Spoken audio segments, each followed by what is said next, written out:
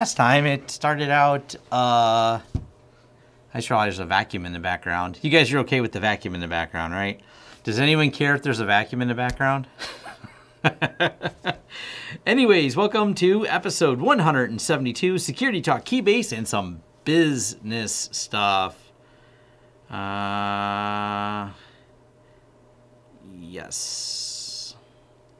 All right, turn phone off after answering yes. What is... cool. All right. Moving on. You know, the functional details and things. And we're going to talk a little security. I have the Keybase logo on there, and I've seen somebody asked about this. Here's the thing about the whole Keybase situation. One, too early to tell with any absolute certainty. Are my feelings is that the project may be goofed up or abandoned, or the technology? And I think this is more of an acqui-hire after doing a little bit more reading. It's not a purchase at all of Keybase as much as it is acqui-hire, as they frequently call it. I need a good security team. Buy that company because they're for sale or easily bought for reasons like they don't have a solid business model, they're running out a bunch of extra money, that they don't have a good way to figure out how to make money in the future, and the company goes, hey, we got a cool, talented team. And it's almost like the product is a showcase, not a, oh, look, my son's in here, just don't smoke bees. But it's almost like you have these companies that are stood up like a product showcase. And they are like, hey, look at all the talented things we can do. How do you monetize that? We have no idea, but we're really talented. We do amazing, cool stuff. You look like a security team for our product. Let's just buy this company. And that happens more frequently in the tech world, where these are the type of acquisitions that happen. I just am speculatively saying I don't know anybody at Zoom or Keybase. I do like their product a lot, the Keybase product, that particular team. And I'm like, well, yeah. But Keybase being open source, there's a couple things that can happen. It could be that the original founders of Keybase go, you know what? Let's take a playbook out of Moxie Marlinspike's the way he set up Signal and turn it into a nonprofit organization and stick it in its own thing. Because Zoom may have no interest in the actual Keybase system. Second, Keybase is open source, so someone could just take and fork the Keybase code and start another system. That would be very, very challenging, but then again, the opportunity's there with open source, that if you don't like what happened, and if you go through the history of what happened with Nextcloud and OwnCloud, you have, and there's a good talk by the CEO. If you look up and I can't remember his name at the moment, but if you look up the CEO of Nextcloud, he'll talk about all the transitions that happened and why they forked that project, and it was for disagreements over purchase and a lot of money involved, and someone said, you know, I don't like this is where this is going. So that's the one thing about products having an open source base, is there's the ability to split them apart from the rest and do something different. So it's too early to tell, but the product itself, because it has end-to-end encryption, I'm not that worried about it. The minute it loses end-to-end encryption, well, then you have a concern. So I have a feeling Zoom is going to put no effort into it. They don't have a use case where a federated system where we can have like everyone sharing data, sharing stuff, private repositories on encryption. Where does that fit into their business model? I bet they don't have a strategy for it. My guess, based on anything I've read so far, is they needed a team, a really good security team, because they've made so much money, expanded so fast, and they have a lot of big security firms already being, hired to put their products together. So they're focusing on their video product. I don't think that they're going to do anything, at least for the short term, the near term, with Keybase. Down the road, it's either let it wither and die, or they have some other plan for it. So, that's really what it comes down to. So it's hard to say if it's actually dead. That would be the best way to describe that in a nutshell. It's not a just yes or no type answer at this point. It's a wait and see. There's not a lot of there's not an alternative that's as feature rich as Keybase, which is a shame because of all the chat rooms and everything it had. I do like Signal. I don't give out my cell phone number, so Signal's not a practical system by which people could contact me like strangers that want to send me encrypted messages. Keybase was still the go-to for that. But it's not like that is so deeply integrated into my lifeblood that I couldn't try an alternative for replacement, but there's not really much out there that I would say is good, and especially at the feature level and feature set that Keybase has. So I may dive deeper into it, see if I can reach out and talk to some people, but the problem is with acquisitions, right away, before the acquisition got announced, everyone signed an NDA several weeks ago when all this acquisition happened. You're on the tail end of it. It got announced today. It didn't happen today, so throwing that out there. Telegram is a disaster. I would not use Telegram. To my knowledge, and to this day, I don't think this has changed. Read Bruce Schneier's quote on Telegram. Something I'd rather be poked in the eye than have to try to decipher the disastrous implementation Telegram has of the signal ratchet protocol. I know people like Telegram. I don't plan on using it, so that's my thoughts on Telegram. I think I have a comparison video for Telegram versus Keybase and then break down some of that. So, that being said, what other security thing that I want to talk about? Let me see if I have this one queued up, because I just wanted to give a shout out. I may do a separate video on this topic. Let me start with my Twitter, because I know that's where I had it posted. But it's in the same thing, in the same thing I want to talk about with security. So let me find this tweet. So I tweeted it, but wanted to address it, and I just haven't had time to address it with any more in-depth. Here we go. And this was from the folks over at Under the Breach. And the Chronicles of Fortinet's CVE 2020-9294. This is a fun read, I tweeted out. Didn't seem to get, okay. I mean, they got some attention for it, but 131 is not bad. 88 retweets, me being one of them. But I didn't get a ton of engagement on it. But people keep asking me, and they're like, well, what about Fortinet, or what about this? You have 10 people and 3 retweets when I did it. And anyways, not that I care as much about the attention as much as this is the problem with, in Fortinet has been in my target for a little while for companies that I just don't like because of their security practices.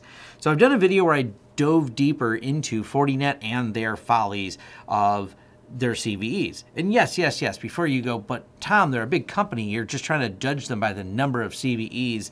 And in that video, you said FortiGate, and you should have said Fortinet because that's the company, and you conflated it.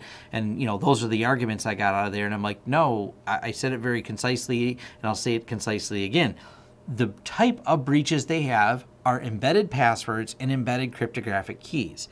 That is a problematic way of programming. If their thought is to keep embedding keys or keep embedding backdoor passwords, I don't even think it's nefarious. I think it's ineptitude, personally.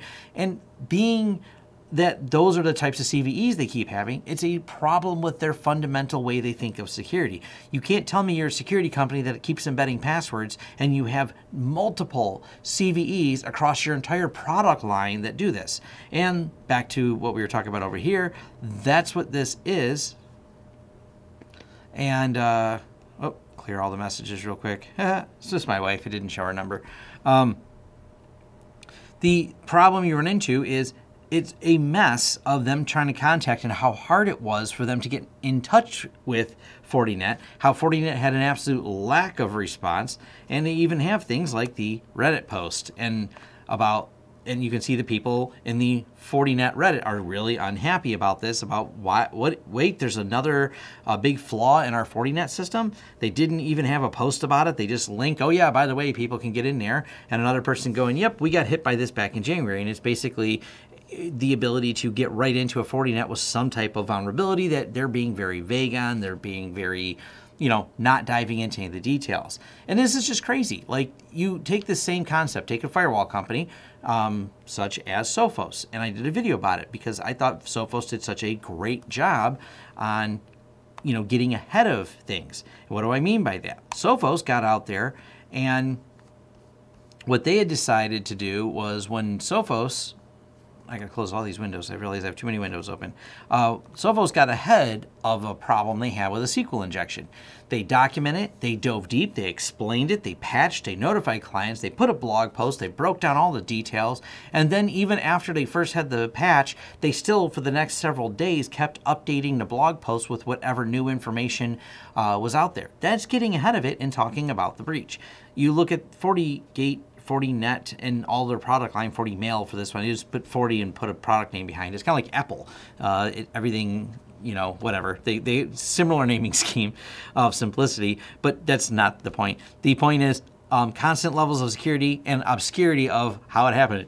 Just patched a thing that had some flaw, and when security researchers try to contact them, they apparently don't easily. They just send them an NDA and don't really get, you know, like, hey, this is being sold in the wild, is that whole breakdown. So yeah, that's my thoughts on some of that, and people like, you know, why don't you review 40net? I have enough bad press on them here to say I don't really feel like reviewing them because they just seem to be a constant disaster of epic proportion. I don't understand them as a company.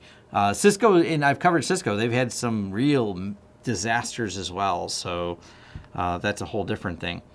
I want to pull up another one because this was actually something kind of in that same thing related to security. Where did it go? I tweeted that one out too, so good. I can pull it off my Twitter. I got the link to it over here. Just a second. And we'll pull that one up. And it's another just horrifically stupid. Here we go.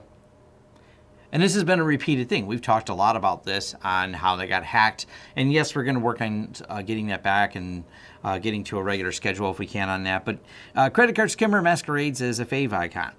And this is a real difficult challenge because people keep thinking having assets that are pulled from multiple sites on their payment page is a good idea. And they're a horrifically bad idea, proven again by this. Now, the funniest one, if you want to dig into it, there was one of those site seals that people, which are dumb. I don't know why people put them on there, but I get it because consumers think they mean something.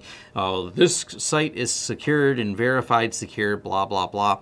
And it turned out that company that was doing the embedding got bought or hacked themselves. I wasn't really clear on how that happened, but everyone would embed that tag on their payment page.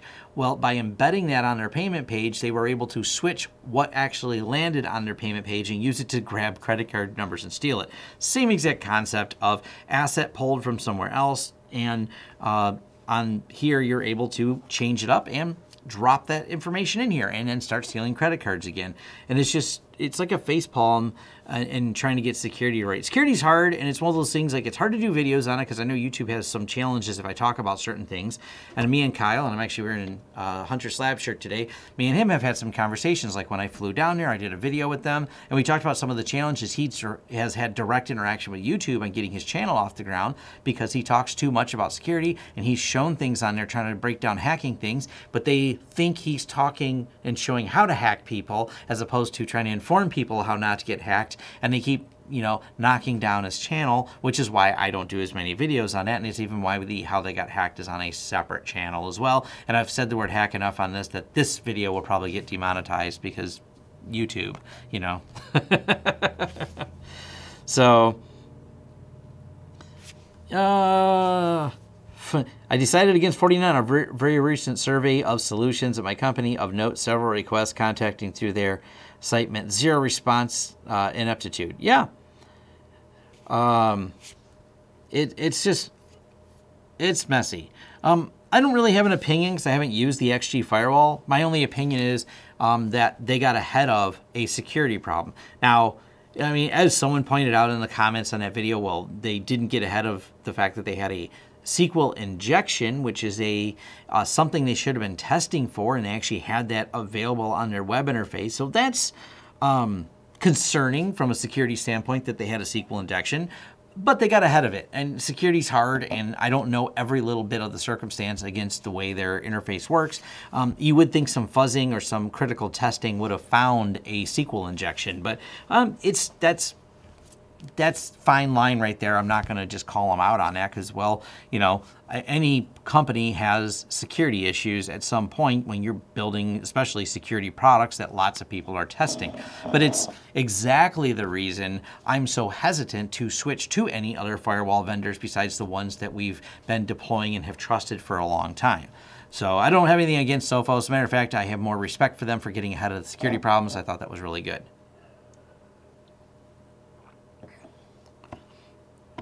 Yeah, Willie got demonetized because of Pi-hole. It's, like I said, YouTube is a pain sometimes. So It's a safe word. Today's safe word for hack is dinosaur. Yeah.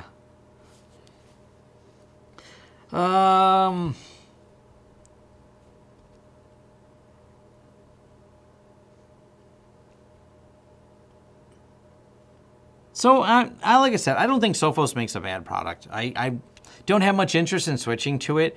I'm much more of the flavors of open source firewalls, and I am going to be working on some new Untangle videos really soon. So Untangle is got a new version out. They're one of the go-tos because they have a nice installer, a lot of nice integration, and reasonable upfront pricing with no mysteries, no hidden behind paywalls and things like that. Sorry, looking at you, Sophos, for I don't know how much Sophos pricing is. Oh, that's right. You don't publish all that information. I mean, it's not that I don't know how much it is. I know how much a Sophos costs because everyone does. And this is one of those dumb things that I'll rant about really quickly. This was a great meeting someone had a long time ago, and I believe it was in the category, it was one of the business books I was reading, but this particular business event. And they're like, hey, how many of you, and I think it was in the pool, as in like, you know, swimming pools, companies that have a event that all sell swimming pools, like they have their conference to talk about new products and things like that. And the question was, how many of you don't publish prices on your websites to keep your competitors from knowing your prices? And like the room, like 3/4 of the room raised their hand. So then the next question was, how many of you know your competitors' prices? Almost 100% of the room raised their hand. And I'm like, I don't know who you're fooling. Like, I don't know. I do prefer upfront pricing, but I do get like some things, and I'll call out Huntress because someone may point out, well, Huntress doesn't publish their pricing. And when you're selling something that's designed for like a channel partner program like Huntress, they're very upfront and they'll tell you their pricing, but they don't actively keep it published on their website because they don't really want the customer to look at things and line item it right back to how you're doing it. But I don't think that's much of an issue. That's why they do it, they say. But I don't think it's much of an issue because for the most part, we're not selling anyone Huntress as a line item. Huntress is part of the stack we sell. So they have a price for us providing cybersecurity. And the word Huntress doesn't list in the customer's facing side because it doesn't matter to them what we're using. And if we implicitly list something, they may expect it. If we ever change any product, we don't list any product we're doing for cybersecurity because it just doesn't make as much sense to do so. If you start doing all of that, you suddenly are fixed to it, and then you have to update all of your information and billing to your client or contracts for your client because now you've changed what you're offering on there. Now, if someone asks, we don't hide what we're doing, but we'll say currently we are using, and for the most part, no one asks. That's the part that seems to be so confusing to people starting out in IT. They think that the technical details that the CEO of the company they're servicing cares a lot about them, and honestly, they don't really that much. Oh, well, I guess someone needs to be banned. I don't know what this person is trying to do. So I think it's hide user makes. Okay, messages will be hidden from that user. Cool. Sophos UTM, which is purchased by Banhammer. Yep. I was making sure it works. So it says I banned that person. So, or actually it just says I hidden that person. So, was purchased from Esteros. Used to be good. Hated the interface. They revamped it. Don't have a use case for it. Okay. Swilly4103, thank you for the $5 donation. It is greatly appreciated. Helps go towards supporting this channel, all that fun stuff. Nodeware. Nodeware. I'm not.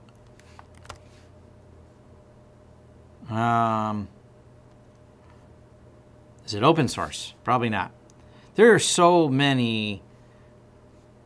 Nope, doesn't look no open source. So, nope, not something I'm likely to use. Everyone's got some product, network security made simple, blah, blah, blah. It's hard to even evaluate those companies because they come and go so fast. They are very hard to keep track of. So haven't used it, haven't heard of it. So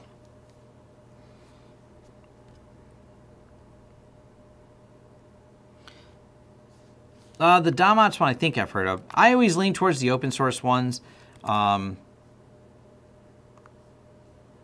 I'm still a big Zabbix user, so that just, Zabbix is solid. I don't have to deal with whatever, new things that these companies start charging and changing for. And this is actually a real, big issue that keeps coming up and really consistently keeps coming up. Companies that just go, let's change our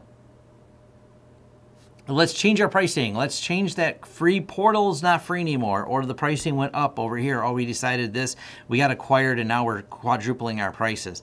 And we're seeing a pushback from more and more companies because of this.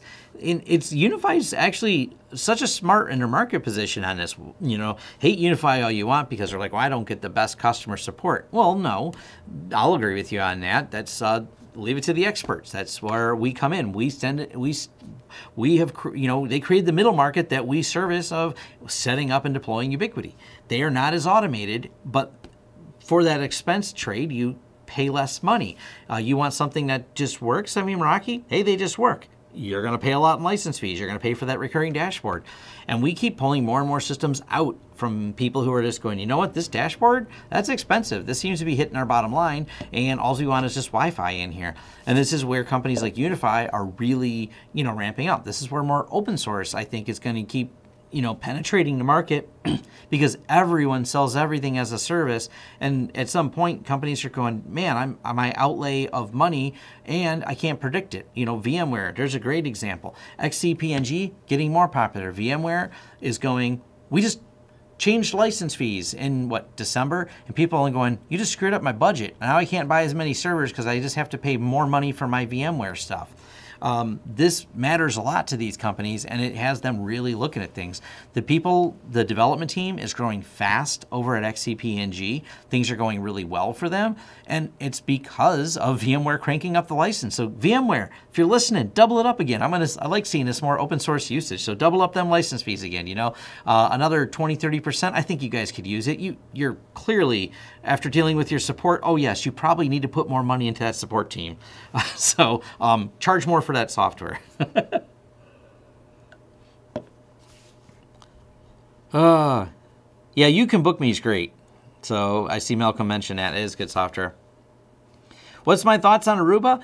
So Aruba's been bugging me. They sent me and Chris the same email at the same time. And as soon as I got the email from him, I said, Chris, did you get an email from so-and-so at Aruba? And he said, I sure did.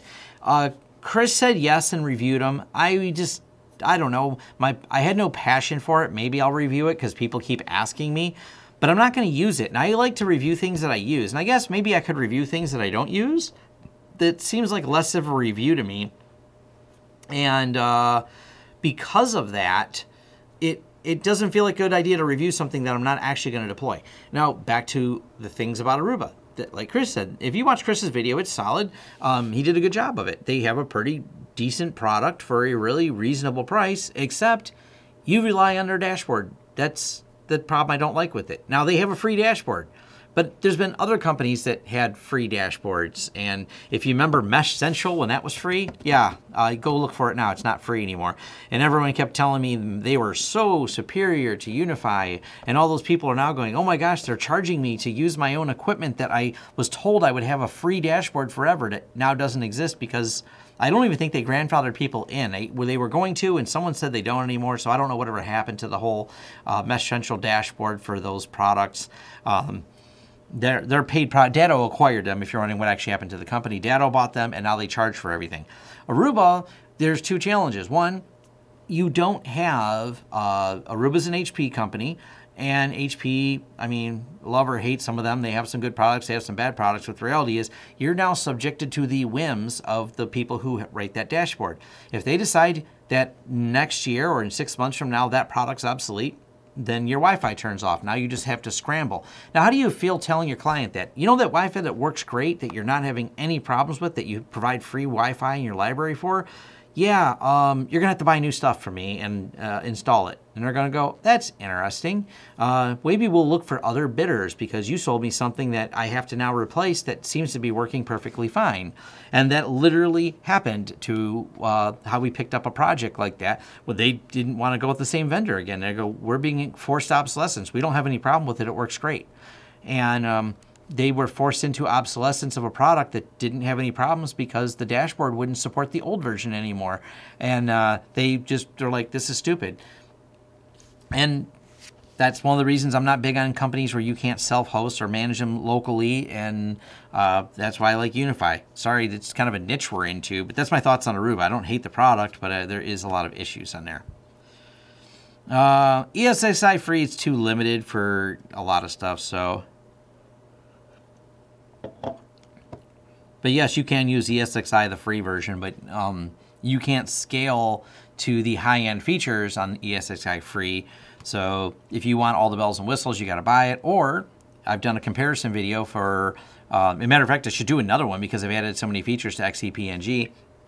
XCP-ng versus the whole VMware platform. It's amazing how much you get for free with the XCP-ng platform. And they just keep adding more features to it that now go beyond what VMware was offering. I kind of need someone who's more of an expert on some of the really high-end features of VMware. I have... One, I don't know how much at all it costs, but I know how much it costs for XCP-ng. It's free, so no need there. But one of the things... so Willie got the same one? That's funny. Yeah, they hit a lot of different YouTubers at the same time.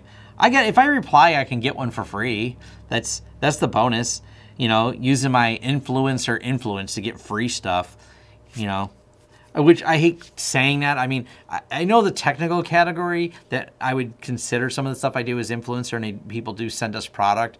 But it's certainly a term that makes me cringe because some of those people who are like the infamous hotel influencer person who just asks for free things that are obnoxious. I don't like being in the same category as those people because myself, I have a problem with them. And it's not like I'm running around just saying, hey, I have a channel and I got free stuff. It's actually the opposite. They usually want to send me things. I never ask for things for free. That's not really my style. VMware. So Willie, maybe you're my candidate for this. Maybe me and you should just do a live stream on this topic, and we'll talk about all the... See, there's some features I don't know if VMware does that I know XCP-ng does, and if I had someone who's more of a VMware expert, you could explain how those features compare, and that might be kind of interesting. I already know because me and Jay, we may do this still. Me and Jay from Learn Linux TV discussed doing a Proxmox video together, and we still might. Actually, I have a meeting with Jay this evening. We're personal friends, like we chat all the time, and we're going to be talking about a couple YouTube things. The Proxmox topic comes up, but you know, he's an avid and very in-depth Proxmox user and has some great videos on it. When people ask me how to get started with Proxmox, I'm like, watch Jay's videos. He is very high-level expert at Proxmox, just like I know a lot about XCP-ng.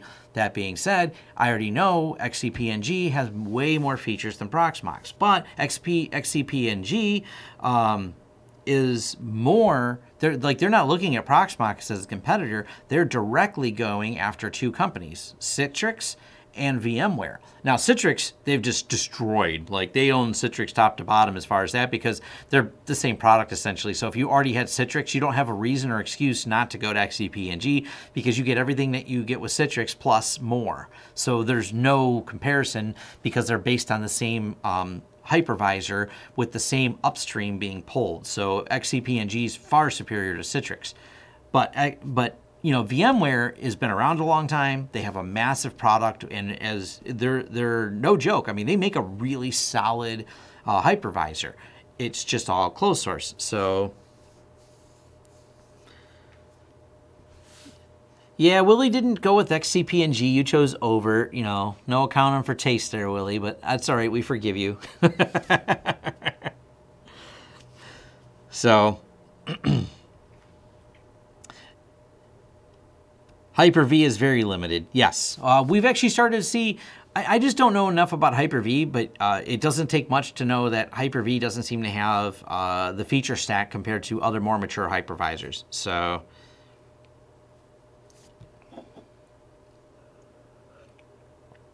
I haven't had issues with graphical desktops, but it really depends on what you're going to do. If you're, you know, and I got to order one of these. It's the like the ones that are specifically like the Tesla cards, the ones that are made for SRIOV full pass-through cards. That is on my list to do a video about that topic. I have a company that's supposed to send me some for demo testing. So that is on my list of things I will be doing at some point. So I should have a list at Nutanix if I have cash to spend. I think I know which one Nutanix is. Hold on. Do they the ones that make the scale hypervisor thing? What we do? I don't remember. Okay, they're a different company, I thought. There's another hypervisor that randomly pops up from time to time called Scale. So I don't really use it.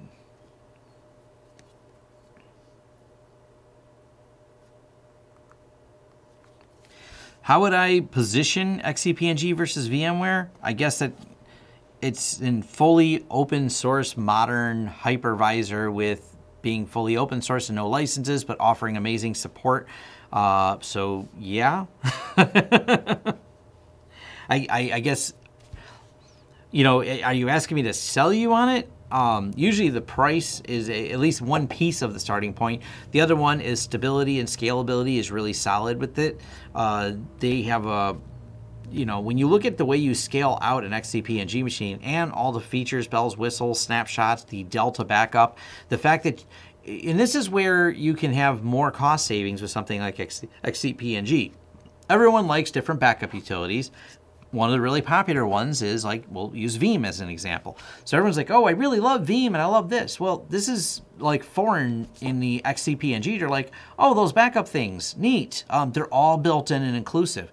So when you have to start looking at total cost of ownership, you go, well, XCP-ng, what do I use for backup? Well, you can build in all these other tools that you can load on there, or you can just use the Zen Orchestra and do it all in one place. You can do full VM snapshots, Delta snapshots, synchronizing, et cetera, file level restores, and away you go.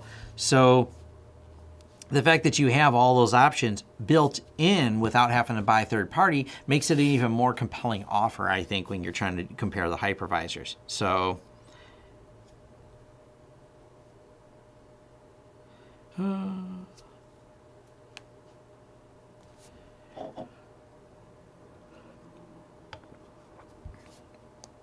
yeah, saving $10,000 a year, something else. Wow. Now, Synology, I like them too. So as much as I'm a Freenas advocate, and I have a lot of videos on that, the Synologies make a really solid product as well. I need to do a few more Synology videos because, I mean, there's literally more Synologies getting ready to be deployed right over there. And, you know what I can do probably here? Let's do something silly. Hold on. Let's do this, and we'll take a picture of it. Let's see if I can. There we go. I don't think it is. Yeah, there's no customer data on that. We'll pull it up real quick. That's the cool thing. I can take a picture of my phone and instantly pull it up right here and on the live stream as soon as that little thing turns green and circle spinnies. Come on.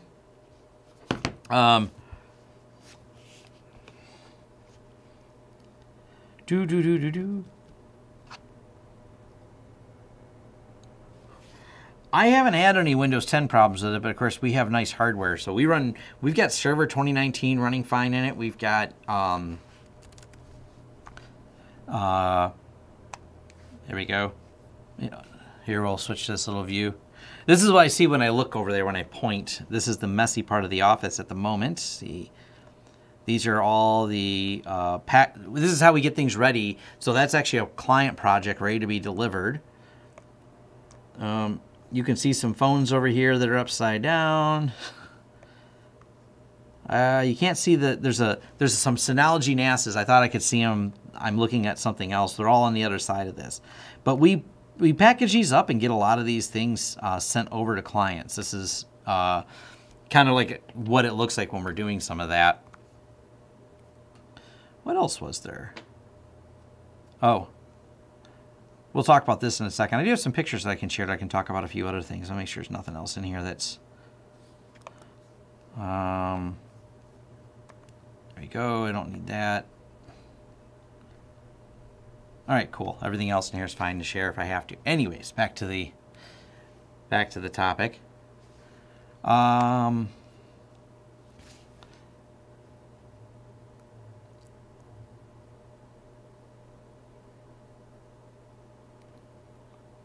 See, I don't understand either. So a lot of you are talking about, I need a graphical desktop in Linux. And I don't understand. If you're going to run Ubuntu in there, I have a whole video on X to go. You're doing it wrong if you try to use the graphics driver inside of the hypervisor like that and try to project that like VNC it. That doesn't make any sense to me. That's not a practical way to do it. The more practical way to do it is use something like X2Go, which will render it over here and is a more efficient way to do it. And I covered that in 2 different videos.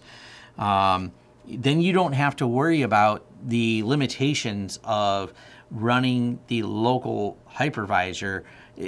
It's kind of the same thing. Like you don't remote in a terminal server. There's a good example, even with Windows. You know, for those of you that are probably more Windows oriented, it's not like you need the high-end graphics on there. You're terminal serving in, not actually replicating the screen of the virtual machine.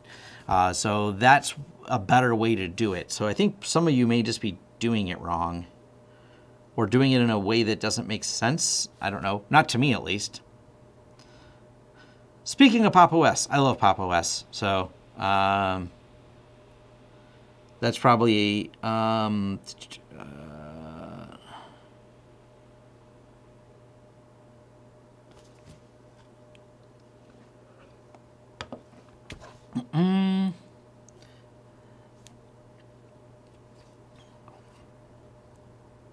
okay, I'm caught up on all these. So Freenas versus RAID. So there's probably, when it comes to the RAID systems, honestly, if you need storage, you have large scale storage. And we just sold, I just completed the sale today. Make sure double check this email I got, make sure there's nothing. Please see the asset list below. All right, cool. This is, I'm looking at an email real quick from,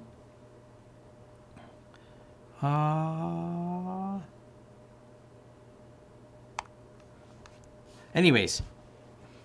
So the, I just move the email. I just sold another server for, it was quite expensive, another really high-end Freenas. When it comes to setting up things in the corporate environment, so I even, on our own systems here, for XCP-NG, I have, you know, some Dell servers, and those are ones we're running here. And we've got similar ones running for clients. We'll install the RAID that's built in, because the Dell RAID management tool works really well, and it's the base unit with a mirrored RAID for, or sometimes it's not mirrored, it's got a couple drives in it because it's more than, maybe it's a RAID 10. It varies with, you know, whatever configurations we have. We have a RAID 10 for our system here, but we build out the Dell RAID manager to host the local XCP-NG. And I'm fine with it. I think it works pretty well. When you go, okay, now I need a petabyte of storage, or 2 petabytes of storage, something huge, or even if it's just like, you know, 50 terabytes of storage, whatever that is. Once you start looking at the large storage pools, hands down, Freenas wins, or TrueNAS, depending. The one we just sold was another like high-end TrueNAS system, IX Systems Direct Hardware. I don't think there's any comparison. I don't trust any of the other systems to be is flexible, to work as well as those. This is one of the reasons I reviewed some of those TrueNAS systems that I have. I've had more than one in here. We've talked about the design of them, the architecture of them. I mean, their ZFS is just hands down in every way better than any of the RAID systems provided by the OEMs. And Dell is an example, but I know there's other companies out there. Dell being one of the big ones. I mean, because they, after the EMC merger, I mean, they do make some really big storage equipment, but comparatively, in even talking to people that have used them, I just will tell you that TrueNAS is a real performer. I can't name clients, but I will tell you that some very, very large clients we've talked to, and we know from dealing with AI systems people, are using. I will say some of the large media productions, and think on scale of the largest news organizations, plural, they are using large-scale ZFS systems, and many of them TrueNAS systems for archival data and being able to pull anything because they trust it. It's worked. I have a client coming up here that works in the film industry that is building another petabyte server that we're setting up. I mean, it's amazing, and it's going to be synchronized off-site, which is they have the bandwidth, and it's going to be interesting. But once again, these are scaled features that you get with ZFS and a trust level. And they previously, because money's not the problem with them, Bitrot is. And they had they work in the commercial industry, and they've had problems with large commercial products that they spent like $80,000, $90,000 for, and data, no hard drive failure, but data that wouldn't play, that they had to contact that company, work with them. They're like, oh, it was a Bitrot problem. And they're like, I paid $80,000 for this server, and you're telling me I can't get data off of it. And it didn't crash, it didn't fail, and it doesn't have an error. Those are, and they've been migrating everything to ZFS since. They just, when it comes to the large scale stuff, ZFS, that's my rant on it. Oh, yeah.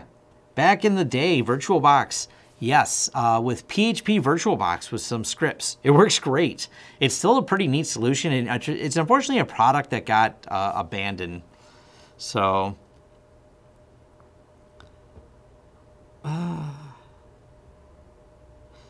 that's one challenge. If the product gets abandoned, then you kind of have to abandon with it.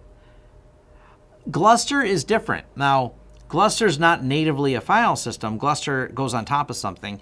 And if you, 45 Drives has some really good videos on Gluster I think are pretty cool.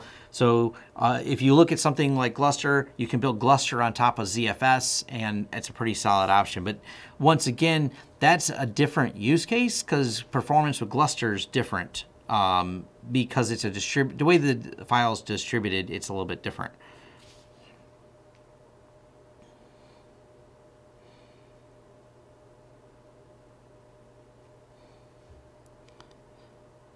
I want a Freenas with an 8-port PCIe card. Can I use motherboard for boot drives? Sure, why not?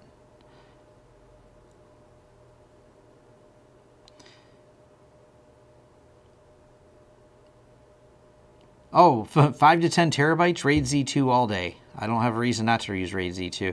Like, that's, even some of our systems are, I don't know, I just rebuilt some of our Freenas boxes. How much storage do we have?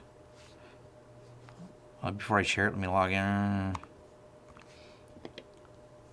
So on this server, we have, let's go to the pool.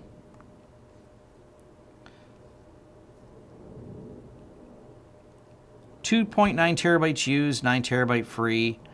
Yeah, so this one's not bad. So this is a nice RAID Z2 set. So we go here, we'll go status. There we go. And then the other system,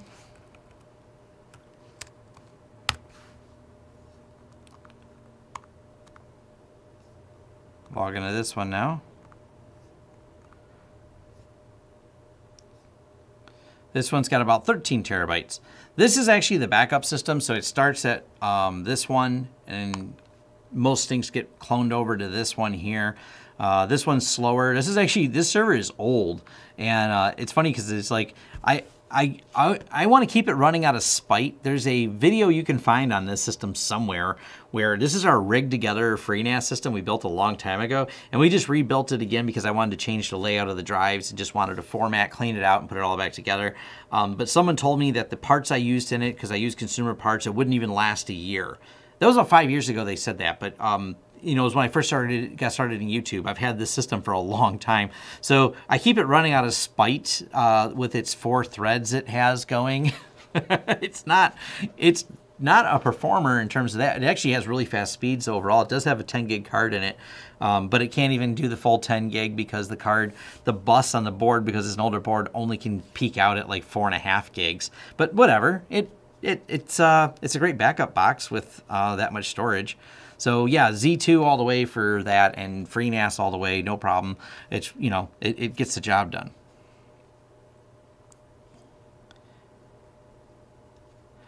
How hard is it to get data out of a Freenas if your installation fails? If you encrypt the Freenas, I'm going to do some videos about, I've done torture testing videos on Freenas. I've done drive swapping videos on Freenas.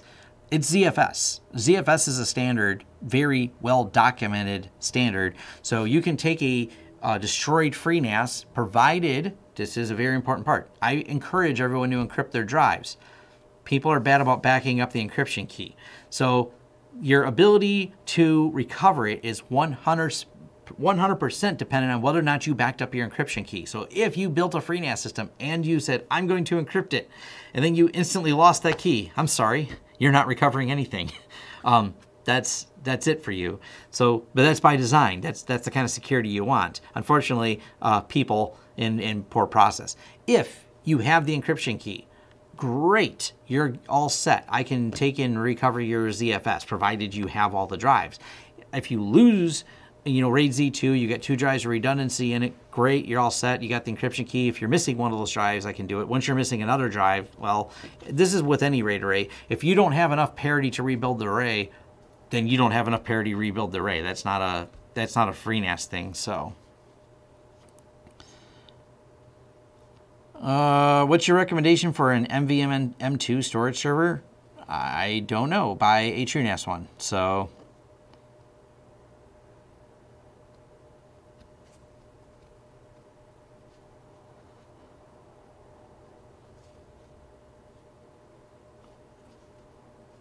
I already have a take on the shingled hard drives. I already got a whole video on that. I discussed it in a vlog. I've got 2 videos on the topic. So those are my thoughts on it. They suck. Label the drives. There's my soundbite on it.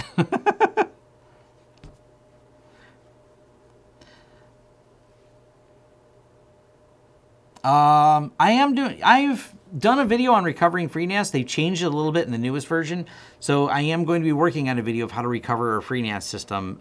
It's not hard to do. And I've done it myself. I've taken it, and there's a slight bug I found before, and it didn't drop the encryption key in the right spot. You just had to copy it back. It was really easy, and they fixed it. This is a bug a while ago, but for the most part, they've updated it to make it even easier in the 11.3 series. And that's what I was waiting for, is 11.3. They consolidated. It was a complaint I had, and I talked to the engineers knew about it. It wasn't like I was breaking news here. They used to keep the encryption key when you did the backup separate. And this is where the confusion came in, because people would back up the Freenas but not back up the pool encryption key because they were in 2 locations. 11.3 brought them into 1 location to make life easy. So I am going to do an updated video because it's actually become way easier to back up and restore Freenas. When you download it, there's a little checkbox that says, would you like to download the encryption key? And you just say, yes, I would, and it downloads the encryption key.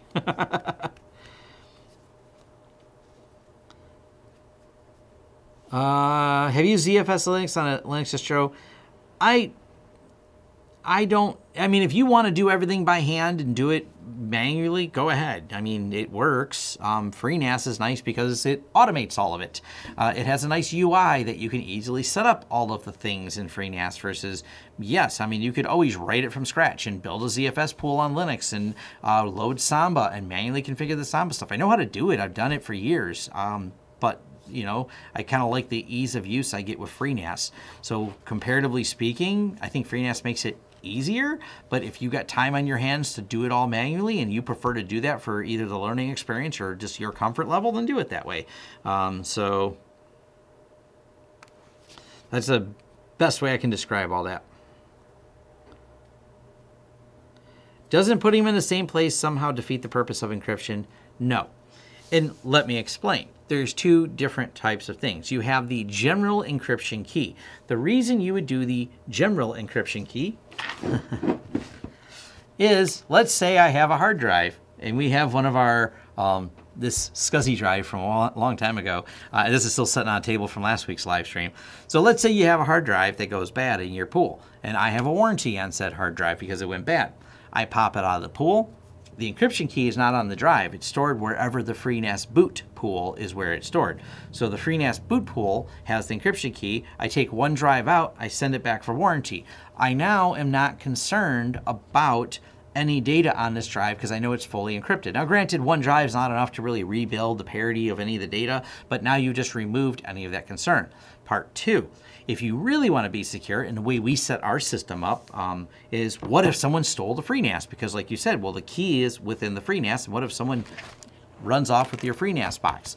We use passwords on top of the encryption key. So we have an encryption key and a unlock password. So Freenas boots, and it says, hey, cool, we're gonna unlock this, but we need a password. And until you put the password in, these drives will remain locked. I've had people both forget that password, and I can't help you.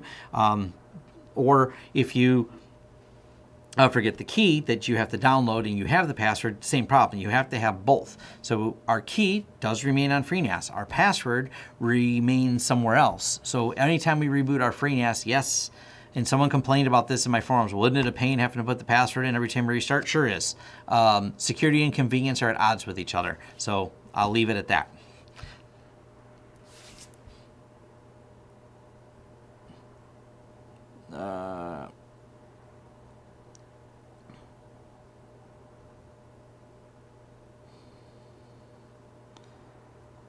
One thing to do.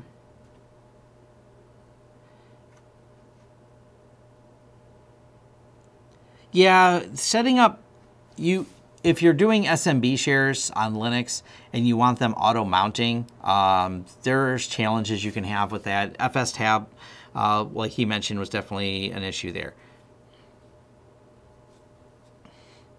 Yeah, Rufus is Windows only. I don't use it, so. Yeah, just write the password on a sticky note. There you go. Just, you know, you got to tape those passwords right to your monitor, you know, or under your laptop, right?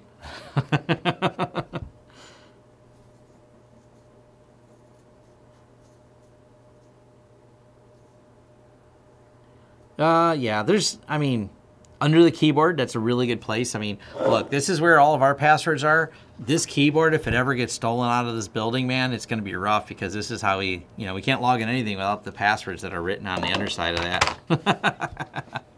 So those are real issues. But I think, is there, well, a couple things that we'll talk about real quick here.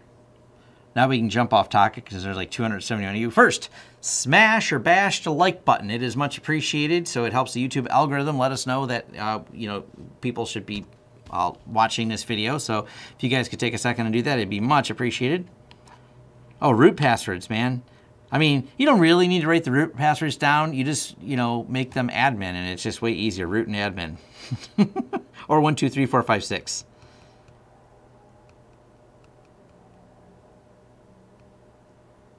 Tattoo your password on your hand. No, no, no. Name your kid your password.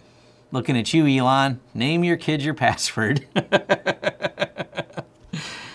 Oh, that's another option. I mean, if you ever forget your password, just, you know, think about your kids for a second. So, good old Elon. Anyways, oh, look, some of you smashed that button. That's great. Winding things down to talk about some other errata and what we have in here. All right. This is the AMD Ryzen that is currently running XCP-NG, and it works pretty well. So that's kind of novel and interesting. That didn't have a problem. I did like the fact that, we go over here, I think that one of the XCP-NG people, what did they comment? I like their comment. They're going to fix this. So it's 15.95, and they had commented, they're like, to-do list, round this memory value for the host and XO. I like that. So for those of you that 15.95 gigs bothers, they're going to fix the rounding problems in it. But for those of you that think it's going to be inaccurate now, you're going to be angry. So no one will be happy, and it'll still be the same. We also have this, and this is a Supermicro 1029p WTRT that's actually sitting behind me. and it has XCP-NG on it as well. It's unplugged at the very moment. That's a server we're reviewing. So we're going to be having some videos on that. It's a brand new, and I'm trying to remember the processor in it. It eludes me at the moment. Did I snapshot the picture of it? Nope. But there's me testing it. It's set up and running. It works. We've got it configured. I just turned it off because I didn't like the noise in here. So that's up and coming for channel updates here. This is what the server looks like. There's a top-down view of the server. Oh, I gotta switch it. Hold on. Top-down view of the server. There we go. I don't know if I had this video streaming this when I said this before. I gotta look up and make sure I'm on the right button setting. So there's me standing in there. This is the funniest meme ever. If you're a Louis the Fourth fan, so sorry. That's why that's in there. Or Henry VIII. I'm sorry. I said the guy who cut his wife's head off. His name eludes me at the moment, but I like the meme. I share a lot of memes. That's what Facebook's for. And then took a picture of my car because it says, "What's your purpose?" For those of you that I do have some Tesla videos I'm working on. I actually flew the drone around in circles around my Tesla, so I just got another update for it. I really like all the new updates on it, and I detailed it the other day, so it looked all shiny. So those are some of the errata updates I have for things going on.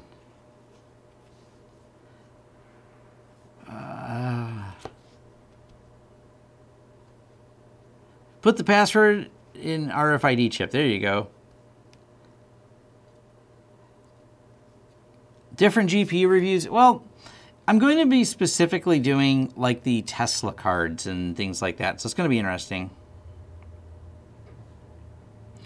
If you look for my lab video, you'll lab rack. Type in lab rack in my channel and you'll find everything detailed out that's in there, hardware-wise, like the switching thing. All the links are in there. I don't remember what it's called. They have different names, and if I told you the names, they won't find it. That's why specifically that video has all the links to everything in there. I probably should do an updated video on it. So, SMB versus NFS for what? So, it all depends. Like, you can't use SMB for storing VMs. You have to use NFS. So better is a subjective term. It doesn't even work in some use cases.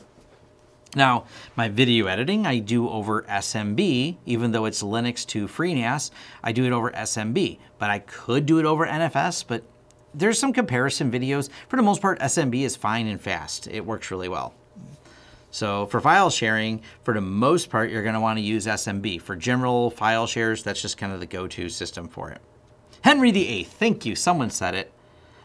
You know, the fastest way to get something right is to post the wrong thing on the internet, and lots of people will correct you. This is absolutely proven over and over again. So, yeah, iSCSI is another option. So, 5.5 option, 5.5 floppies, man. You can't beat 5.5-inch floppies.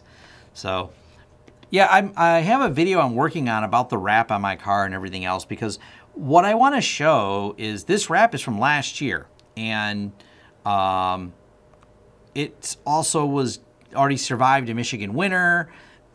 So it's now, I like to, you know, back to some of the premises I have on my channel, I like to review things that I've used for a while or had for a while.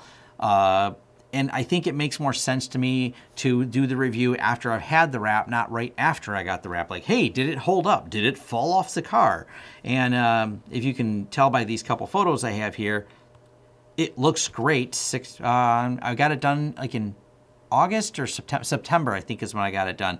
So it was wrapped in September, and it still looks like that. It's crazy because this photo and this photo are only down the street from each other.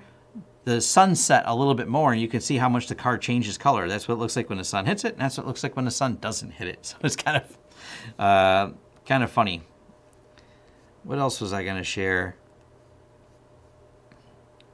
I got a picture somewhere in here that's kind of relevant or related to that.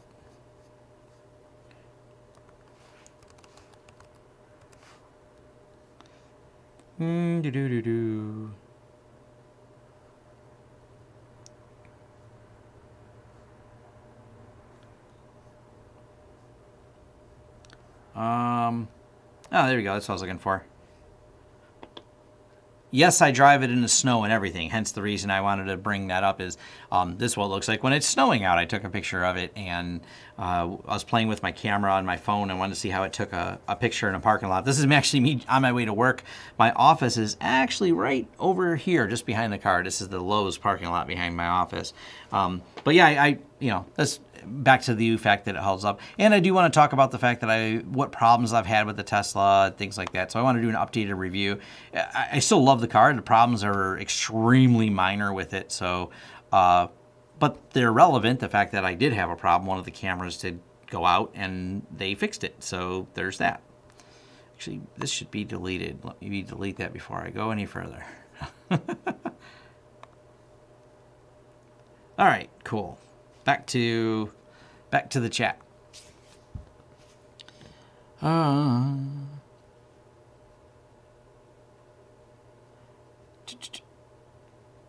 You want me to start rapping? I talk fast, but I don't rap. I don't rhyme. rsync. I just did a video on rsync, so check the channel on that. I did a video with rsync and Freenas, in case you're wondering. Yeah, Freenas. I have that one video I did on a one of the problems is that one. It's I had to look at it. I don't know the model number on that one. If I did a video, I think I talked about Freenas on it. I can't remember what I loaded on it now. But anyways, yes, I have done videos and discussed in general talking about the Supermicro on there. It works good for that, so. Definitely a nice setup for the Supermicro. They got some nice one-use servers that are solid for that.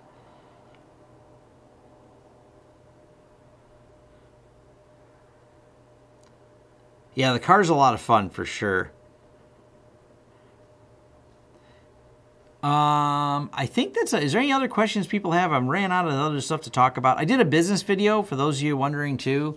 I talk a little bit about that. Maybe I'll do some more process videos. They're harder for me to articulate into a video because I'm trying to always figure out where, like, I know where to start with some technology things because I have a goal in mind. With the business ones, it's like, oh, do I make a 3-hour video about how we do process and procedures in a video? That sounds boring. How do I make them more concise? I was able to ink out a video that was relatively short talking about, you know, how everything to me is process, procedure, and how I run the business. And I'm very open about how I run the business. It's not an unwillingness to share, but a lot of people ask me, well, can you go more in depth, more in depth? I'm like, well, I got to figure out exactly how I want to handle that because it's not that it's harder for me to articulate than a tech video where I start with, you know, how do you set up rsync on Freenas? I did that video this morning. Awesome.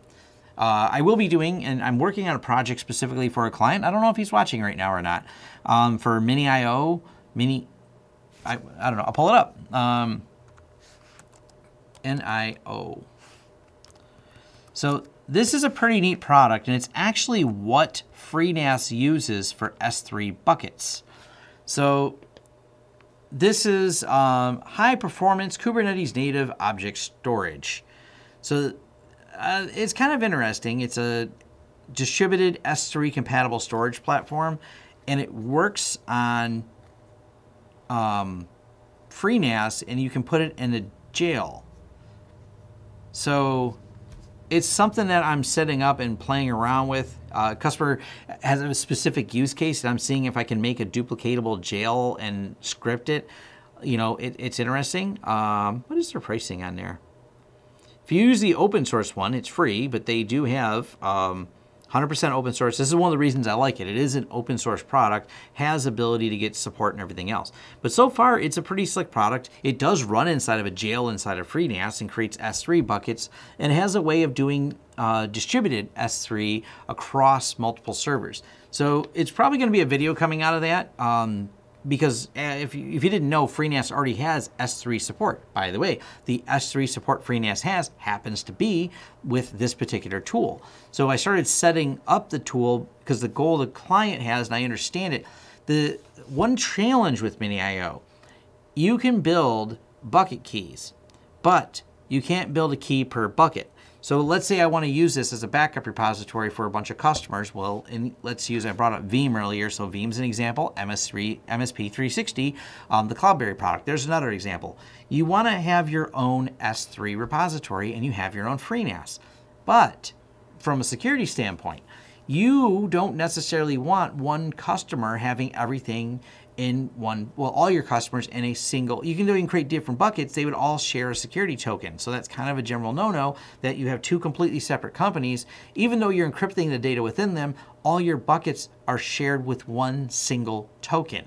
So the goal was to take and build it so every jail is a instance of that mini IO with each token. So it's kind of a cool concept, and I started working on it. I think it's a really neat piece of software, and it runs on more than just Freenas, of course, but Freenas having such a solid storage platform is an ideal place to run it. You can run this on really anything. It'll run on a Linux platform. It'll run on, I think it runs on some Windows platforms. You can do it in a lot of different places for storage, but it's a pretty cool project, so I'll be diving into that and once I finish writing some of there. But it's something I'm producing as a product, so to speak, for a client. That's I got to give them a final pricing on it, but yeah, it's something interesting. Those are some of the other consulting jobs that we get. Oh, let's see. Someone would love a 3-hour video. I could go for 3 hours talking about business. That's probably true.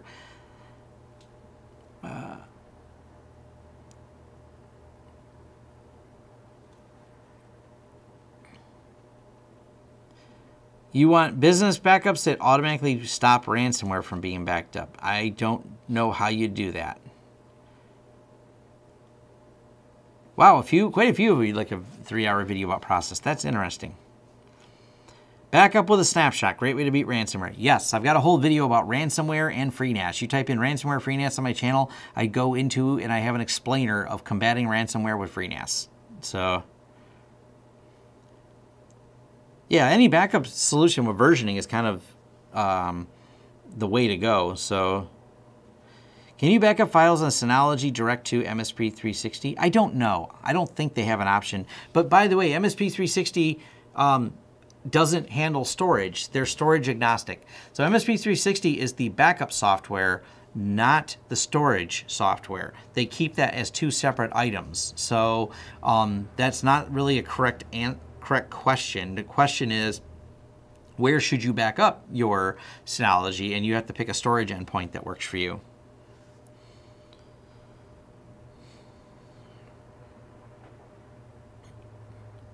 Yeah, there's snapshots in the Synology as well. So,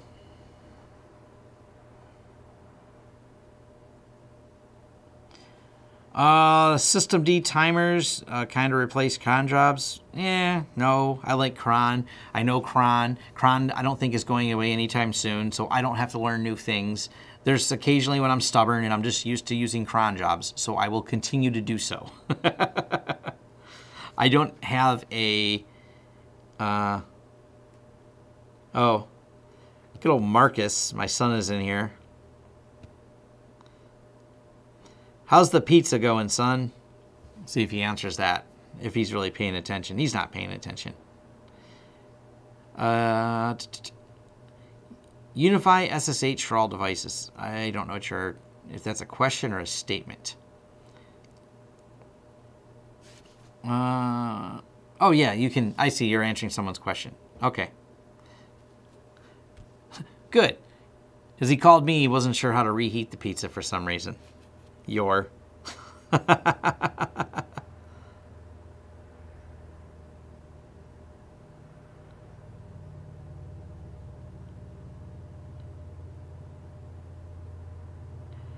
ITAR compliance. Yeah,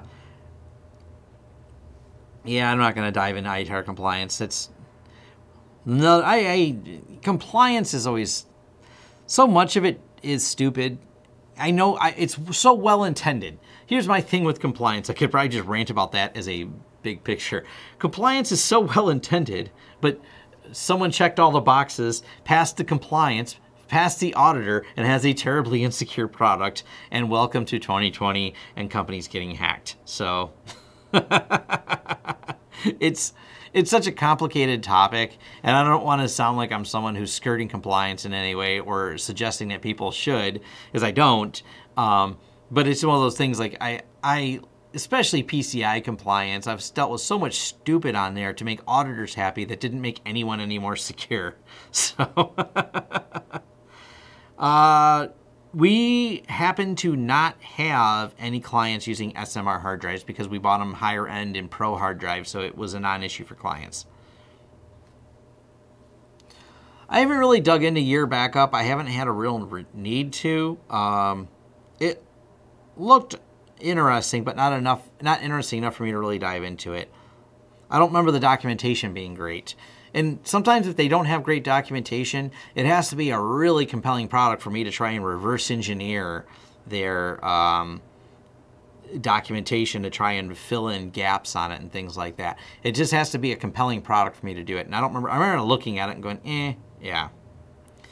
B2 Backblaze, great. I like them a lot. So yeah, Backblaze is great. As a company and as a product. I like them both as a company with the way they do it and as a product. Untangle versus pfSense, I've got videos on those topics, so there's not really need for me to say any more. You can watch them on my channel. I've got videos on both. Whatever one makes you happy. How do you drink water? You know what I can do from right here, Marcus? I can take over your computer and turn it off until you figure out how to drink water. So, can you use a Freenas and a VM to manage storage for VMware and install VMware and XCP and GML single box? No, it sounds like a terrible idea. I mean, I'm sure as a lab challenge, you could make all those things work in one system. I don't think there's something I would ever use in production.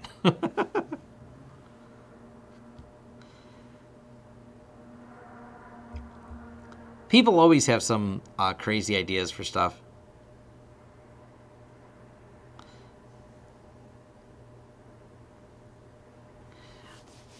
Yes, we use spreadsheets. Spreadsheets are our secret weapon. Oh yeah, Kyle's right. I can change game account passwords from here too. That would be bad. So much of our workflow is just doing... Yeah, show my power his father and ban him. Yeah, ban my son. So much of our process and things like that, and it is less complicated than people make it. I watch all these people struggle, and one of the things that, like, we don't use ConnectWise, the whole process management tool. And it's weird to me because I know some companies really seem to like it, and I've had other people tell me they hate it because they spend so much time playing with the software to get something done, and they just want to get the work done, and it becomes a work inhibitor. And I don't know that that's true for all systems, but so far we found just putting things in spreadsheets and using tools like Gantt charts and stuff like that, like normal project management tools that everyday people use. Tech people, because we have tech, we think there's a more complicated solution that is clearly for us, and often you're wrong. There's just, people overcomplicate the hell out of things. And I'm always someone who keeps things on the more simple side. And I've had people tell me it doesn't scale. We've done jobs that are in excess of, the $200,000 mark. Is that scaling? I don't know. Now, if you said it doesn't scale to the size of Facebook, yeah, you need a better management and ticketing system. If you're a software developer, and let's take the Freenas project, the scale and scope and number of developers they have, just something like Jira, I think that's what they're using is Jira. Does that work better for that? Yes, there is times when I think that solution works. But for most tech projects that I do in the size of company we are, I don't feel as though some complex piece of software is what is needed. And that's, once again, people just overthink it. We use G Suite. But if you use Excel, I don't hate Excel, but we prefer G Suite. Yeah, Google Sheets. And we just build spreadsheets on things. How do you manage all the list of this or list of that? You put a spreadsheet together, you make some notes, and you kick off a project. I watched when we did we'll take the antivirus migration that we did. We migrated everything over to Sentinel-1. How did we do that? Well, some of the auto deploys didn't work. You had to coordinate times with clients. You throw a spreadsheet together. You dump the list out of, for us at SolarWinds, you throw it in a spreadsheet.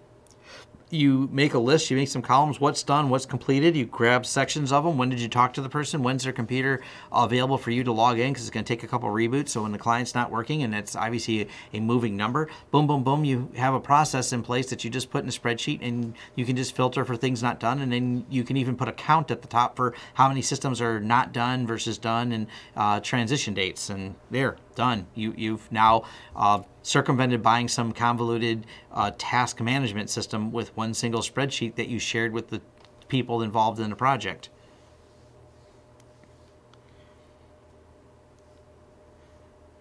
So yeah, keeping it simple. Start simple first and go from there. Figure out what works for you. That's probably the better answer.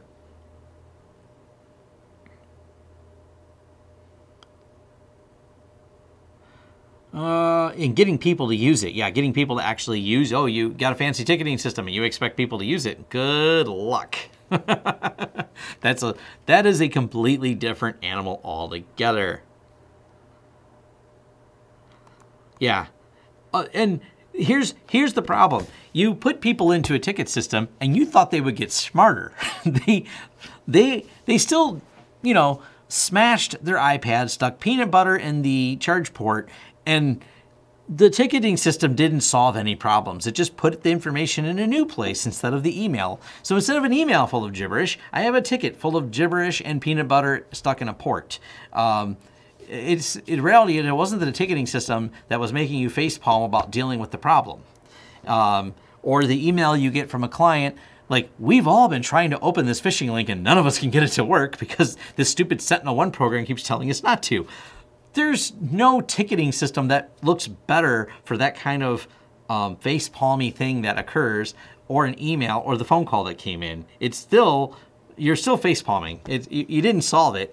End users are still, you know, a thing. Oh my gosh, do we have the vacuum video? Something went wrong. Oh. Whoops, that didn't work. I kind of broke, I can't see chat now. I broke the live stream chat. I think the live stream's still going. I think the chat's broken now. Go, Tom, go. Well then. Hold on. Where do we fix this at? I'll catch up with this chat in a second. Yeah.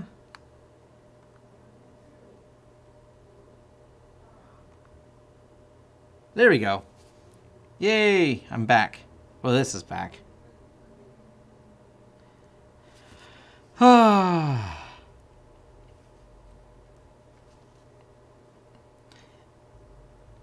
Yeah, ConnectWise, I know management people love it. I know the people who actually use it at the lower levels seem to hate it. Management loves ConnectWise and all the management tools because they get these fancy reports or something, and that the people actually have to enter all that data are really unhappy with it.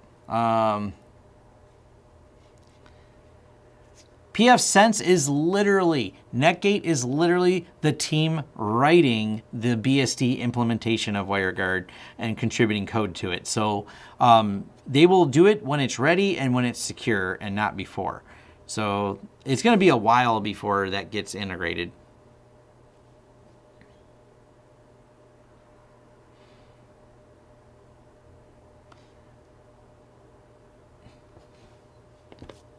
So what else do we have here?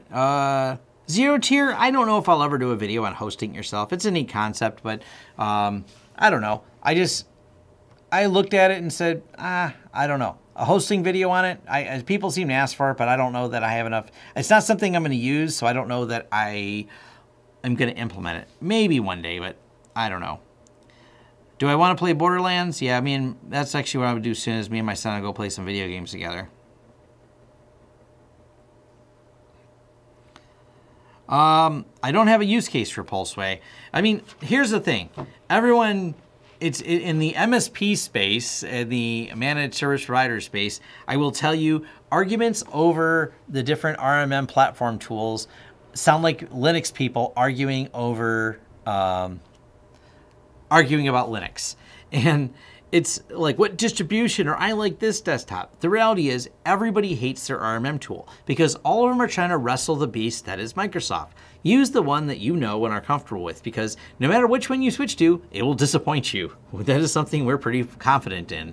I know enough from talking to enough other MSPs, they all hate, no one loves their RMM tool. And it's not really as much the fault of the RMM tool, it is the fault of the fact that Windows is a beast of a product that has legacy code going back forever, which makes it very challenging. I've met people physically met in person when I traveled to Microsoft, some of the people that work on that development. And it's just this mind-numbing, it's such a big, massive code base that's on a scale that blows your mind, along with people who want their tool from 1998 to still run in Windows 10 on the same code base.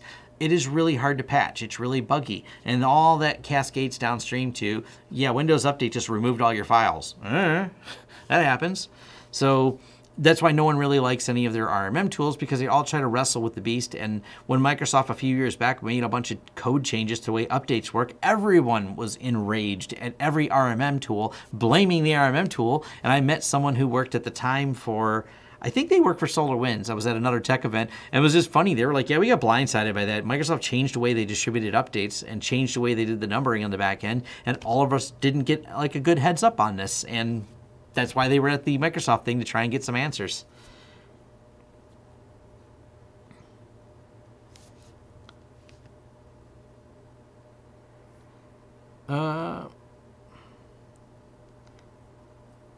Yeah, getting users to even put ticket information in the right space, good luck. We have people that don't put subject lines in emails, ever. I have a client that in the 11 years they've been my client, I don't think they've ever put a subject line in a single email. And then we have another guy who doesn't put any body in the email. The entire, whatever they want to say is in the subject line. So, it's just difficult. And that's like even in general, when they go to pay an invoice, the entirety of what they're doing is all in the subject line, and it's just hard to read.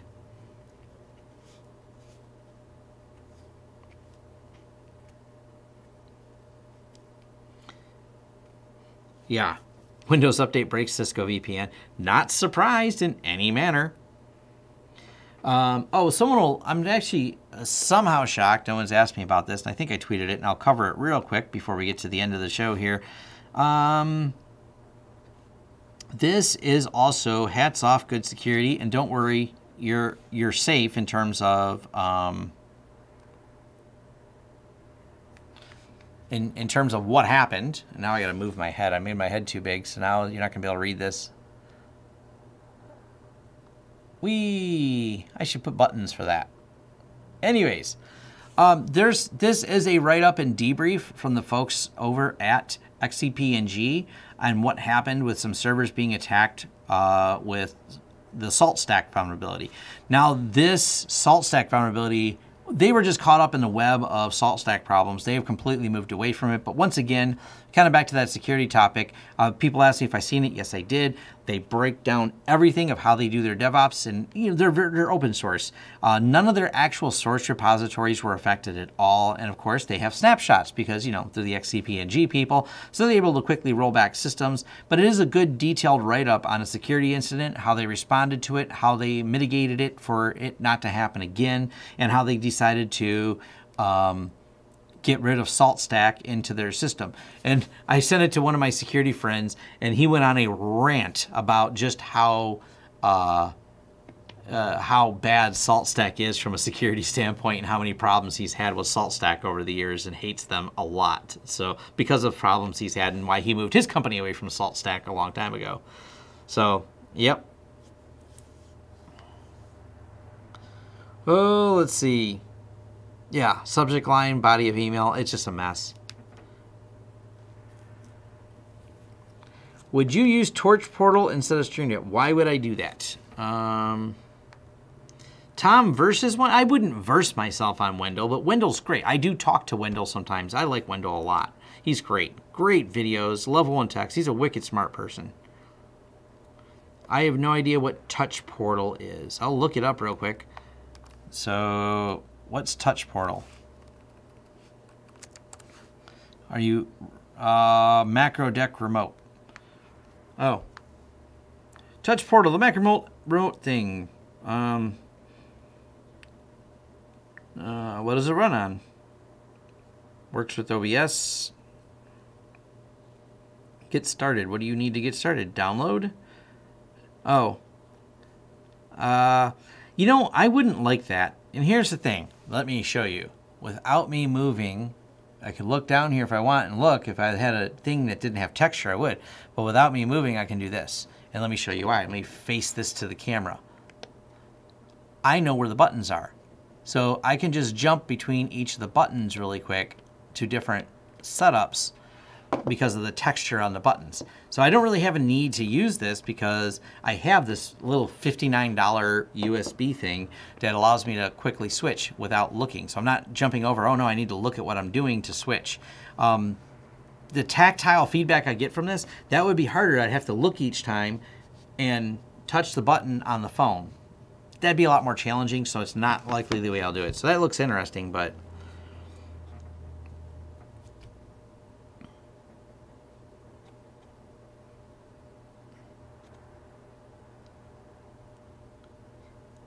besides Freenas, what other open source do you recommend for DIY NAS? I don't have another one. Like, I don't have an excuse not to use Freenas. Matter of fact, Freenas tweeted this out the other day, and this is really cool. Odroid. I think it's this one. We're going to pull it up here in a second.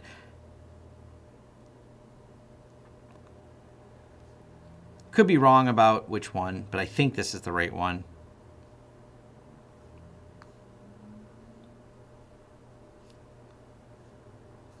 Is this one? I need to find one that's based on Intel. Nope, that's a Cortex. Odroid.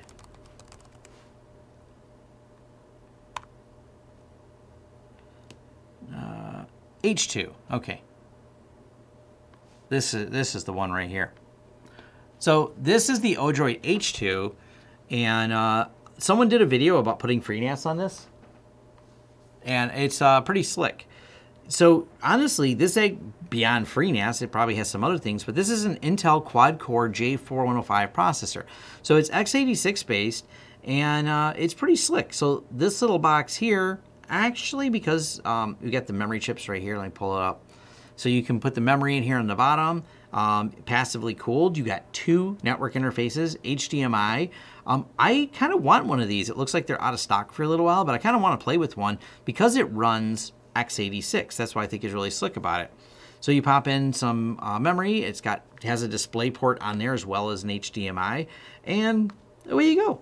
So and you could build your really tiny little Freenas with it. Now, here's the immediate challenge, of course. It only has two SATA ports. You couldn't really do anything more than a mirror, but at least it does have NVMe on it, so you can have your own boot drive on there. So it would be not ideal, but it's something neat to kind of look at and play around with if you're looking for low powered.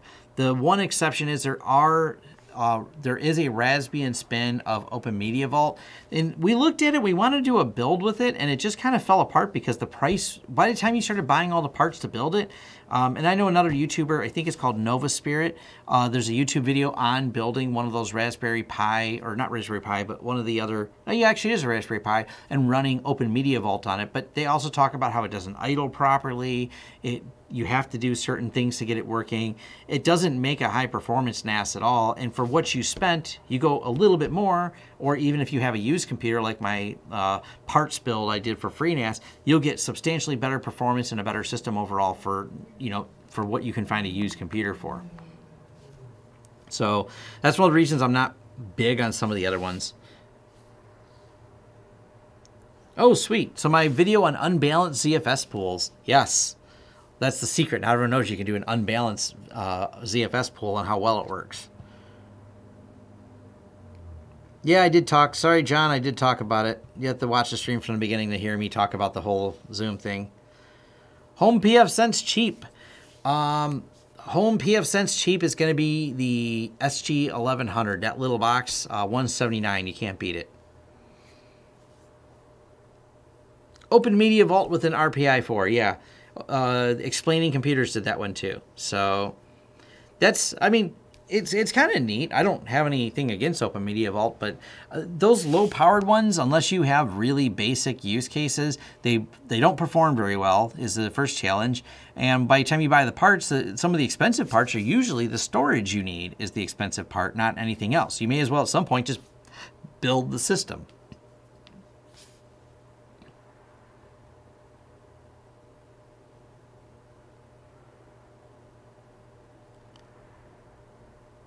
So, anyways, wow, there's 300 of you now. Woohoo! That's a lot of people here. What else should I talk about? I ran through my agenda. My son wants me to go play Borderlands with him.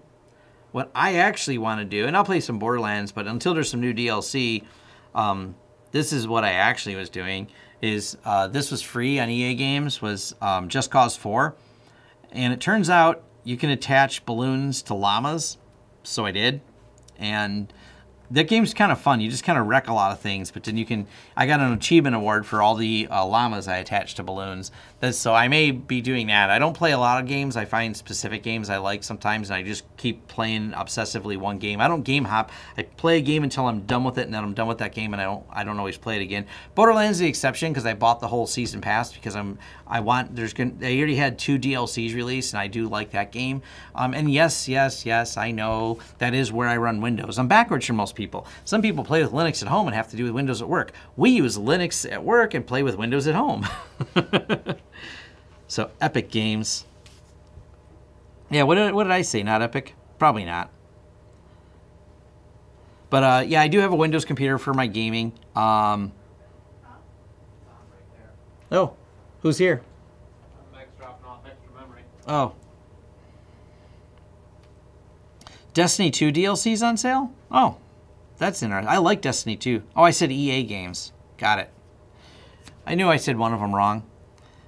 I'm not, as you can tell, I'm not a serious gamer at all.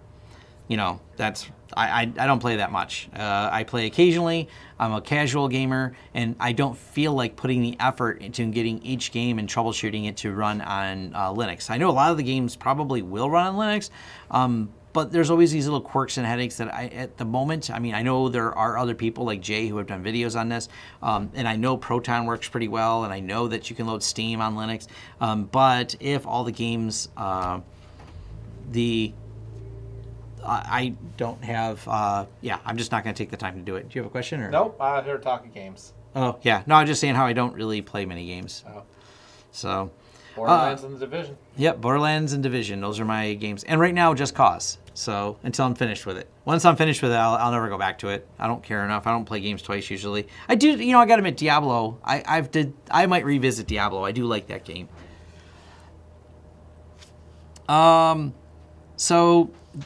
Would you ever recommend running Freenas without ECC memory? Back to that topic of I want to spite people for, pull this up real quick. So this server that's about 4 or 5 years old is running without ECC. And this is that point. This is a consumer Intel i5 4570 CPU at 3.2 gigahertz. This is not an ECC board at all. You can tell by the processor. I don't think this processor supports ECC. I could be wrong, but I don't think it does because it's just the i5. Steve, do you know if the i5s support, the old ones even support ECC? I don't think they do. You usually have to have a board that supports it. But yeah, but I think the processors have to also support it as well. Mm-hmm. So anyways. I think the processors will, but the bigger thing is having a board that does it too. Yeah, I guarantee the board doesn't support it. Either way. This is the one I keep running out of spite because people told me it would fall apart, blah, blah, blah. And one, it's just my backup server, and RAID is not a backup no matter what, so we have more than one FreeNAS to duplicate all the data from one FreeNAS to the other FreeNAS. And that being said, it has never had a problem running non-ECC memory. I did an entire video where we electrocuted a motherboard on our FreeNAS torture test, which we're going to do another one. We just got to find a board that I can electrocute again, maybe if I want to do it that far. But either way, no, non-ECC is fine in FreeNAS. It's the same as it is in any server. How good do you want the problem? Is the likelihood on ZFS any more likely with non-ECC? Are you more likely to have a bit flip and get corrupted?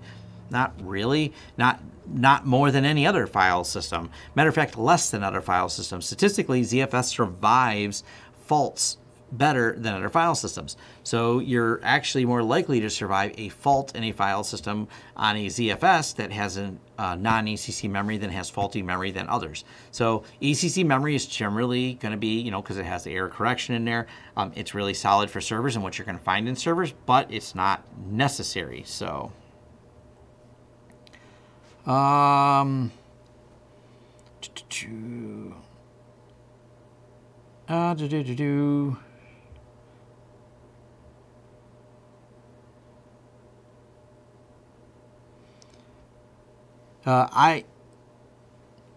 Pentium, and Xeon can use ECC. Okay. I know there's certain limitations. I just don't usually see the combination. I don't know where the limitation might be in there. Thank you, Johnny Bananas. But if there's nothing else for the good of the class, it's 5:36, and I think I've reached the end of the day. It's nice out. Yeah, it's nice out. I'm going to go be outside for a little bit. Go fix your Ubuntu server, Oddly Otter. That seems like a great idea. If it's broke, fix it. But if I can get a few more likes and bash the like button before you leave, before the stream's over, it is greatly appreciated. Thank you. See you all over in the forums if you want to participate over there. Let me see what messages I have here. Lots of messages. I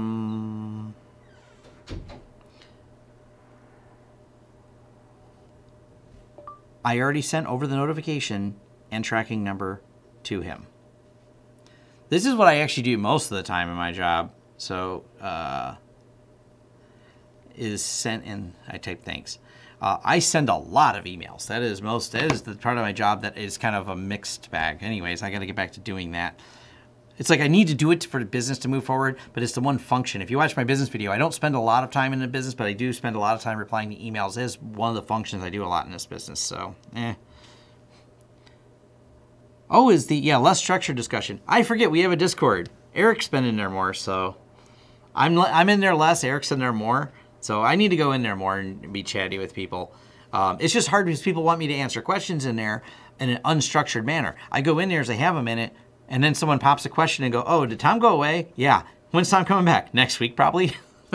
So it's hard. I'm there randomly, so that's the worst place to answer, get me to answer questions. I'm there, and then something happens, and then I disappear. Forums, I go to daily. I reply to people all the time. And so, yeah. Is there a perfect... Oh, the Odroid H2 is the perfect $120 PF Sense box until you start adding an NVMe and things on there. So, yeah, I don't know. How do you get to the forums? We can at least leave you guys with a link to that. That's easy. It's forums.lawrencesystems.com. It's in the description below, but you can always just go there. I dropped the link in there for everyone. So is there anything else for the good of the class before I go outside and collect a little bit of sunlight and get a sunburn? I got sunburn last weekend, so I got to go do that again. Got to, get my vitamin D. I'm actually thirsty as well. But maybe I'll go in there and do some chatting. Thank you for all of you that subscribed to this channel, that came and visited. At one time, there was over 300 of you on here, which was awesome. I think in activity, here we go. Look at this. 281, where do we peak out at? Woohoo, 313, 300 people. Kurt, Marvin, thank you very much. It is much appreciated. Thank you for all the videos you create. Thank you for the $10 donation, Kurt. I greatly appreciate that. Good. I like a beer before bed. I want to know, do you Germans drink that beer warm? I've heard conflicting things, and I want to know the truth from a German. So, do you drink warm beer? That's the question. I, as an American, I don't know if it's because I'm American, I'm just me. I do prefer cold beer. So, do anybody here from Germany? No, I see a no from a Felix. So, no to the warm beer. Okay. Germans drink the beer cold. All right, fair enough. I'm happy to hear that. I don't believe everything I see on the internet. And I like, you know, it's actually great because I like hearing directly from people who live in these countries because they can, the UK people drink beer warm. I'm sorry. That's a different issue.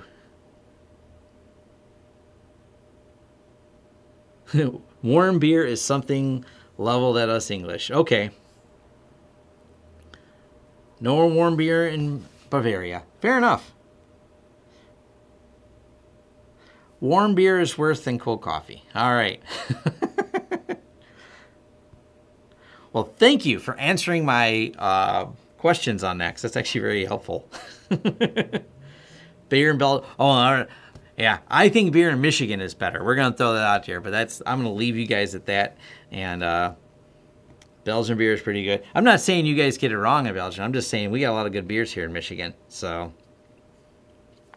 and love from India. Awesome. Hello over in India. I love the international audience aspect of this. This is always fascinating to me. It's always so interesting talking to people in all the other countries because I have at least one friend in England I chat with regularly. And we talked about maybe at some point we'll do a video. And we're just trying to figure out, because it's not something you think about, but there are obviously going to be differences in the way we do business. So I maybe do a video on that because that might be kind of interesting. Because he has a company about the same size as mine. We do a lot of the same things, contract IT work. And we may talk about some of the differences at some point. Because I think there may be differences I just wasn't aware of and he was unaware of. So Hungary too. Zurich E, awesome. Thank you for the donation. Greatly appreciated. Room temperature tastes like aftershave. Yeah, room temperature beer is not always as good. So, yeah, I'm going to go with Midnight in South Africa. That's a neat place, too. I don't know much about it, but it seems interesting. That's where Elon Musk is from. Get the likes and viewers matched trying to do that. Yeah, that's not going to go easy. So, but hey, the more likes, the better.